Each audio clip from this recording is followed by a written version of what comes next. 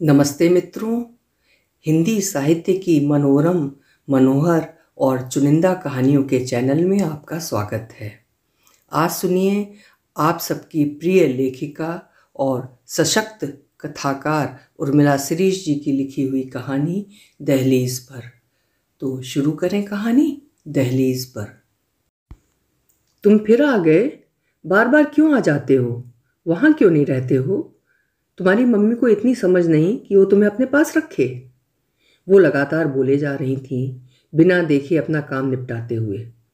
और दरवाजे पर खड़ा था, सिर झुकाए, कंधों से बैग लटक रहा था जिसमें लगभग सारी कॉपी किताबें थीं। हाथ में एक बोतल थी और कपड़ों का थैला भी। क्या घर नहीं गए? उसको चुप देखकर उन्होंने सख्ती से पूछा। घर? उसने होठों में बुदबुदा कर कहा और कातरता से उसका चेहरा देखने लगा। यही तो मेरा घर है। सिर्फ 2 महीने में ये घर पराया कैसे हो गया? यहीं उसका जन्म हुआ था, यहीं बचपन बीता और यहीं पर उसने स्वयं सबके बीच पाया था। माता पिता का घर कैसा था उसने नहीं देखा, दादा दादी को नहीं जानता वो। फिर कोई और घर कैसे अपना घर हो सकता है? अभी 2 माह पहले ही तो वो स्कूल से लौटकर बैग पटक कर जूते उतारता था। पानी की बोतल सामने वाली टेबल पर होती और चश्मा वॉश बेसिन पर। टीवी खोलकर सबसे पहले वो कार्टून नेटवर्क देखा करता था। अपने कमरे में जाकर यूनिफॉर्म बाद में बदलता था। मामी को देखते ही वो चुपचाप बैग उठाकर रखता और चुपके से बैठ जाता। कहता, मामी खाना, भूख लगी है। मम्मी क्या कर रही है, उठाइए ना उन्हें। लेकिन अब वो कमरा नहीं है, किराए पर उठा दिया गया है। इस तरफ से ताला लगा है, बाहर का दरवाज़ा खोल दिया गया है। खिड़की भी बंद थी तो लगा उसके जीवन का दरवाज़ा हमेशा के लिए बंद कर दिया गया है। उसने देखा मामी फ़ोन लगाने जा रही हैं, तब भी वो वैसा ही खड़ा रहा। उसके पतले पतले पाँव जैसे ज़मीन से चिपक गए थे। राजा भैया, रुचि और पारू ट्यूशन पढ़कर नहीं आए थे। नाना नानी शादी में गए थे। उसको यूं आया देखकर मामी ने तुरंत फ़ोन लगाया और गुस्से में बोली, क्यों भेज दिया? इस तरह रोज़ रोज़ भेजोगी तो वहाँ उसे अपनापन लगेगा? उसका क्या हक बन पाएगा? वे लोग तो यही चाहेंगे कि उसे वहाँ ना रहने दिया जाए, और तुम कुछ समझती ही नहीं। यहाँ कौन पढ़ाएगा, कौन उसकी देखभाल करेगा? मेरा तो पूरा जीवन इसी में गुजर गया। क्या तुम्हें खुद नहीं लगता कि बाबा को तुम्हारे साथ रहना चाहिए? उन्हें इस बात का एहसास होना चाहिए कि बाबा तुम्हारे जीवन में सबसे महत्वपूर्ण है, उसकी अपनी हैसियत है। उधर से माँ कुछ बोल रही थी, जिसका जवाब मामी अपने गुस्से भरे तेवर और तर्कों से दे रही थी। तुम भी आकर रहो यहाँ और रखो अपने बेटे को। लोग कैसा महसूस करेंगे? शादी के समय ही ये तय हो गया था कि वे बाबा को रखेंगे। तुम्हारा अपना वहाँ कौन है? बाबा से सपोर्ट मिलेगा तुम्हें? क्या उन लोगों की सेवा और काम करने के लिए तुम गई हो? और तुम्हारा अपना बेटा, उसकी चिंता है तुम्हें? वो खड़ा खड़ा सारी बातें सुनता रहा। मामी के बढ़ते गुस्से के साथ उसके चेहरे पर उदासी बढ़ती जा रही थी। उसने कपड़ों का बैग बगल में रखा और सोफे पर बैठ गया। भूख तथा प्यास के मारे उसका गला सूख रहा था। मामी फ़ोन रखकर अपने कमरे में चली गई थी। अब भी बड़बड़ा रही थी। वो जानता है उसको लेकर मामी, नानी और मौसियों के बीच हमेशा झगड़ा होता रहा है।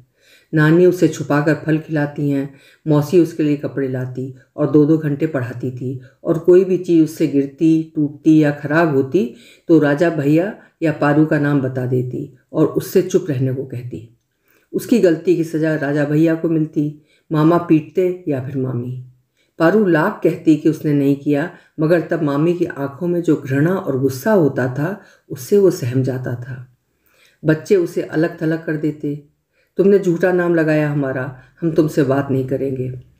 लेकिन थोड़ी देर बाद सारा गुस्सा हवा में उड़ जाता था और चारों बच्चे खेलने लगते थे। उसने जूते उतारे और करीने से उठाकर रैक पर रख दिए। कोई और दिन होता तो टीवी पर अपनी पसंद का चैनल लगा लेता, लेकिन आज रिमोट पास में रखा होने पर भी उसका हाथ उधर नहीं बढ़ रहा था। सुबह जब वो स्कूल जा रहा था तब माँ ने चुपचाप उसे कपड़ों वाला बैग भी पकड़ा दिया था। उनकी आंखें गीली थीं और चेहरा तमतमा रहा था। उसके दोनों नए भाई अभी सो रहे थे। उस समय नए पापा दूध लेने गए थे। वहीं से मामा के घर चले जाना, कुछ दिन बाद ले आएंगे। माँ ने बस इतना ही कहा था और अंदर चली गई थी। उसकी नाक पर लाल रंग उतर आया था। वो उस तरफ की बस में न बैठकर इधर वाले ऑटो में बैठ गया था। 2 महीने में तीसरी बार था जब वो यहाँ से वहाँ और वहाँ से यहाँ आया था। मामी, राजा भैया कब आएगा? उसने अंदर जाकर पूछा। 1 घंटे बाद। जैसे बच्चों से ही उसका अस्तित्व बनेगा। वो जाकर पुनः सोफे पर बैठ गया। उसे भूख लग रही थी, मगर उसने खाना नहीं मांगा। खाने के बाद वो सोता था, मगर वो सोफे पर ही अधलेटा हो गया। मामी, उसने धीरे से पुकारा, फिर पता नहीं क्या सोचकर किचन में चला गया। पहले उसके लिए 1 गिलास दूध तथा कुछ ना कुछ मीठा फ्रिज में रखा रहता था। अपने हाथ से खाना लगाया, 2 रोटी, बची हुई सब्जी।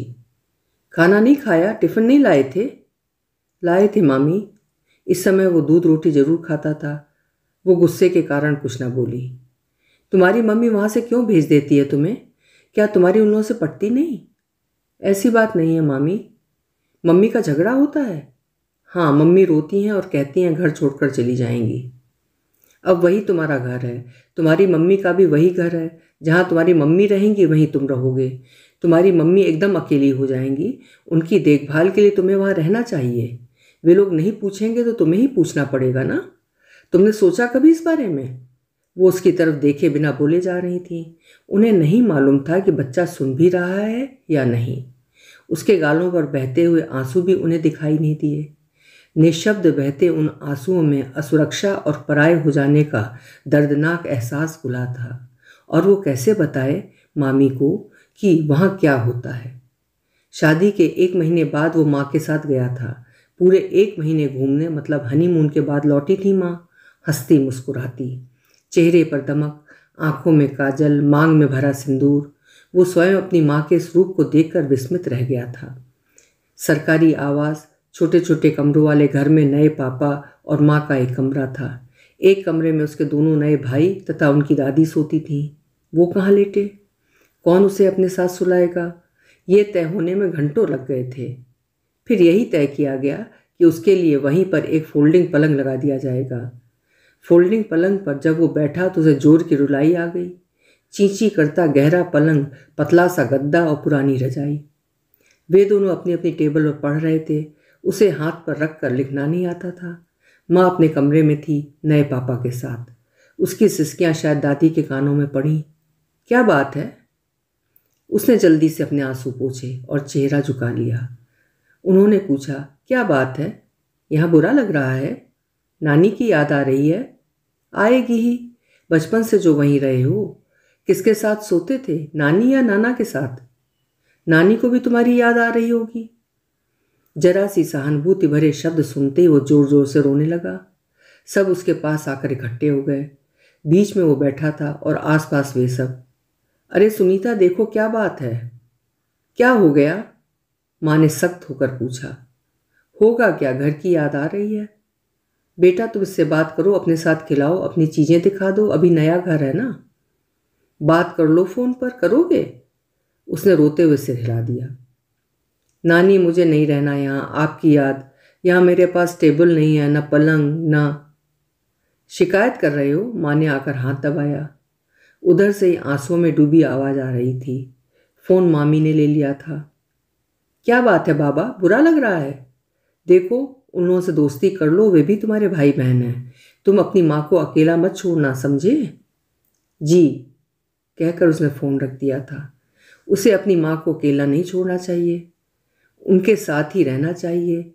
फिर भी उसे नानी के घर का दृश्य याद हो आया।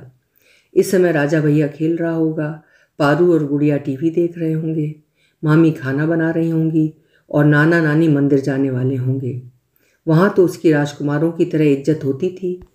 नानी अपने सामने बैठाकर खाना खिलाती थी। बिना बाप की औलाद है सोचकर सब लोग उसे खूब खूब प्यार किया करते थे।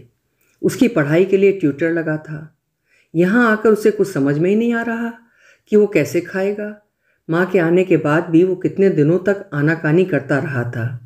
जिस रोज़ आया था उससे पहले की रात को सोया नहीं था, बार बार उठकर बैठ जाता था। राजा भैया, वो चुपके से उठकर गया था।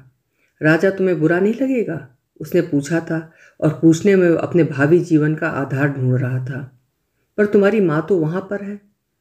वो पारू के पास गया, उससे कहा, पारू, मामी से बोलो मैं नहीं जाऊंगा, मुझे डर लगता है, वे मारेंगे तो कौन बचाएगा। लेकिन उसका एक एक सामान, किताबें, जूते, कपड़े, खिलौने रखे जा रहे थे बैग में। नानी, डर लग रहा है। डर कैसा, सो जाओ, तुम्हें तो खुश होना चाहिए कि अपनी माँ के पास जा रहे हो। देखो, ध्यान रखना, वहाँ तुम्हारी माँ को कोई परेशान ना करे। कोई दुख हो तो हमें फ़ोन करके बताना। अधिकार और बिना डर के रहना। समय, अधिकार, बिना डर के, माँ का ख्याल। हाँ, माँ अकेली है। उसने सोने की कोशिश की, लेकिन उसकी आंखों में नींद नहीं, आंसू थे। वो आज तक नहीं समझ पाया कि उसकी माँ की शादी क्यों कर दी गई है। माँ को खूब रोते हुए देखा था उसने, और माँ तथा मामी का झगड़ा हमेशा होता रहता था। इतना झगड़ा कि माँ अकेले में आकर मामी को गालियाँ देती थी। फिर कई बार वो उन्हें घर से निकालने के प्लान बनाती थी नानी के साथ मिलकर। माँ कहीं नहीं जाती थी, ना मार्केट, ना रिश्तेदारों के यहाँ, न पड़ोसियों के घर। वो सुबह से शाम तक घर में ही रहती थी, खाना बनाती हुई, झुंझलाती हुई। कई बार सामान फेंक देती तो कई बार बर्तन पटक देती। तब मामी उनको खूब ताने मारती। बाद में उसने जाना कि शादी के बाद ही माँ के पति की मृत्यु हो गई थी। लोग बताते हैं कि जब उसके पिता मरे तो दुकानों से खाने के लिए कुछ मांग रहे थे। उन्हें टीबी हो गई थी और घर वालों ने उन्हें निकाल दिया था। सड़क पर ही वे मृत मिले थे। उसे कभी दुख नहीं होता, क्योंकि उसने पिता का कभी चेहरा नहीं देखा था। हमेशा के लिए माँ का रिश्ता वहाँ से टूट गया था, और उसका असली घर उसके लिए कोई अर्थ नहीं रखता था। उसका जन्म यहीं हुआ था और उसके लिए यही घर सब कुछ था। फिर इतने वर्षों बाद उसने देखा कि घर में हलचल है, मेहमान आ रहे हैं और माँ की शादी हो रही थी। मगर माँ के चेहरे पर दुख या शर्म नहीं, खुशी थी।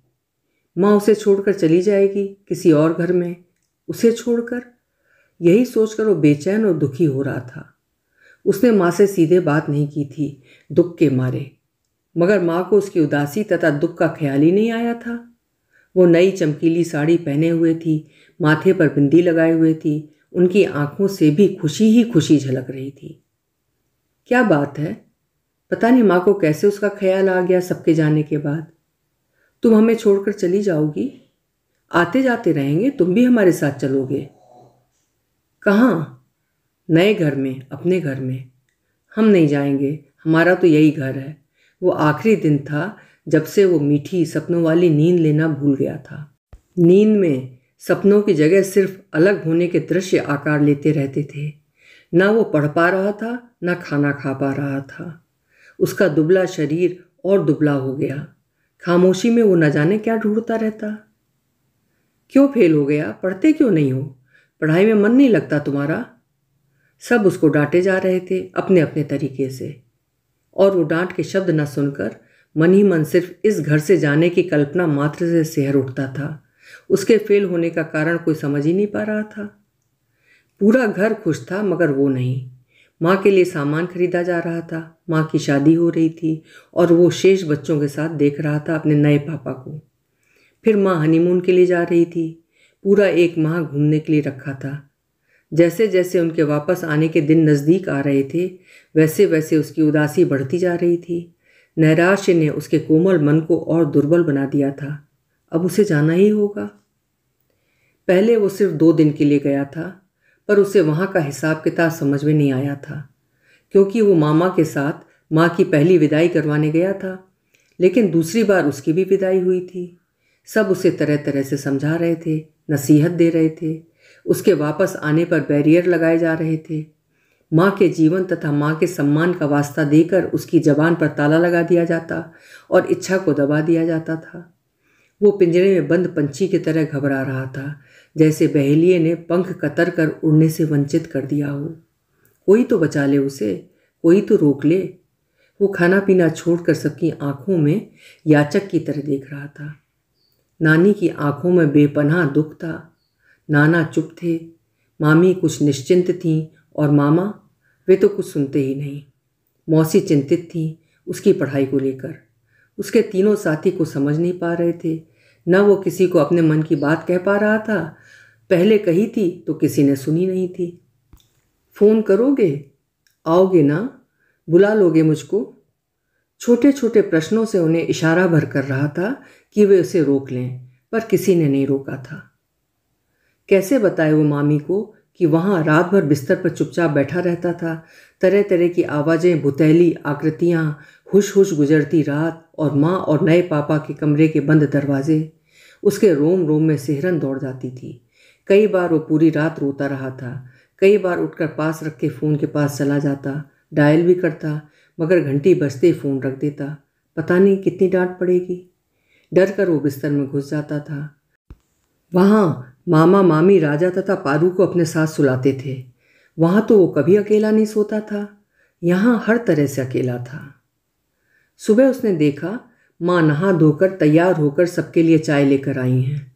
उसके चेहरे पर चमक और हंसी को देखकर एक पल के लिए तो वो उसे गंदी और पराई औरत लगी। नई दादी, बुआ, पापा तथा दोनों भाइयों से हंस हंस कर बातें कर रही थी। वो जानबूझकर लेटा रहा कि देखें माँ जगाती भी हैं या नहीं, माँ को उसका ख्याल आता भी है या नहीं। माँ ने दूर से ही आवाज़ लगाई, उठो, ब्रश करो, चाय पियोगे। माँ इतनी जल्दी भूल गई कि वो नाश्ते के साथ दूध पीता है। जब से चश्मा लगा था तब से उसको नाश्ते के साथ दूध दिया जाता था। नए पापा ने आकर अपने बेटों को पुचकारा, उनकी पीठ थपथपाई, होमवर्क तथा स्कूल के बारे में पूछा और उसके पास से गुजरते हुए सिर्फ उसके बालों पर हाथ भर फेरा और इतना भर पूछा, पढ़ाई ठीक चल रही है। वैसे भी उसके लिए तय किया गया था कि सारी पढ़ाई का खर्चा मामा देंगे, स्कूल की बस तथा ट्यूशन का भी। इसलिए उसे पढ़ाई के बारे में बताना अच्छा नहीं लगा। उसने सिर झुकाए हुए हूँ भर कहा। पापा के जाने के बाद माँ उन दोनों औरतों से हंस हंस कर, शर्मा कर बात कर रही थी। उसे याद आया कि वहाँ माँ की हर सुबह झगड़े से शुरू होती थी। कभी माँ ने मामी को एक कप चाय नहीं दी। कितनी बीमार रहती थी मामी, तब भी माँ अपने हिस्से का काम करके सो जाती थी और यहाँ बुआ के हाथों से काम छीनकर स्वयं कर रही थी।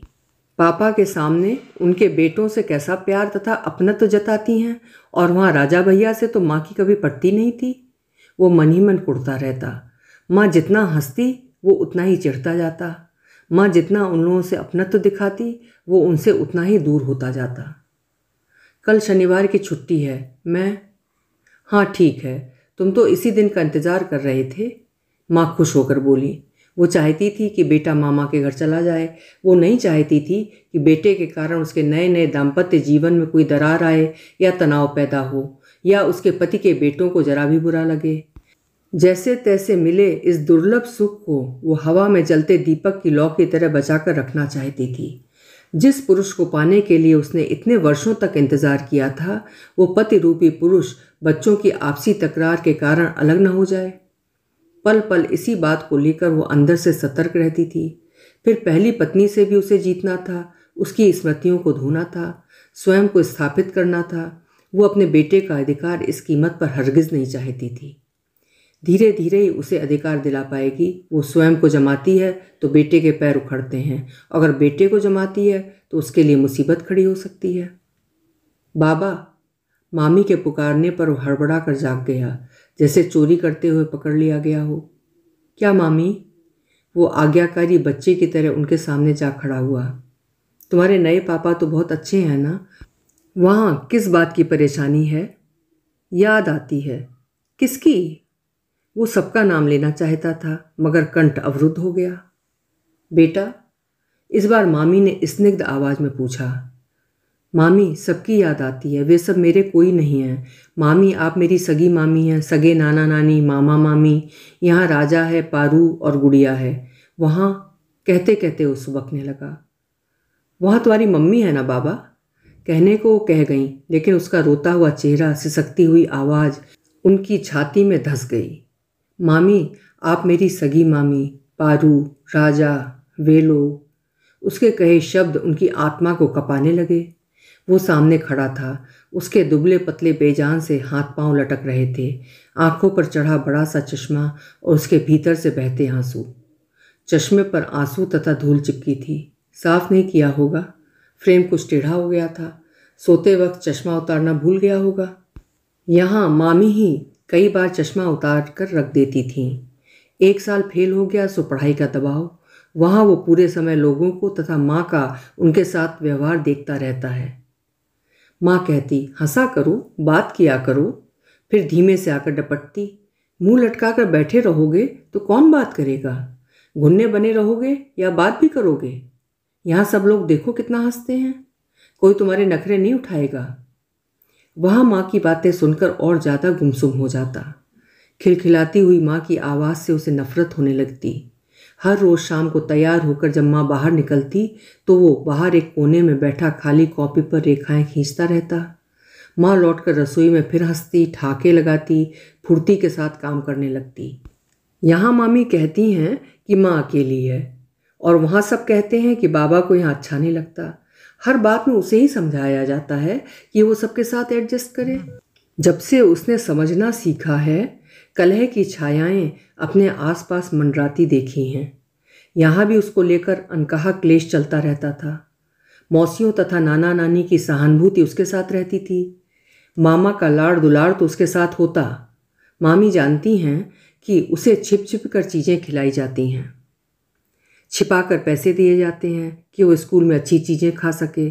बाकी तीनों बच्चों की कोई चिंता नहीं।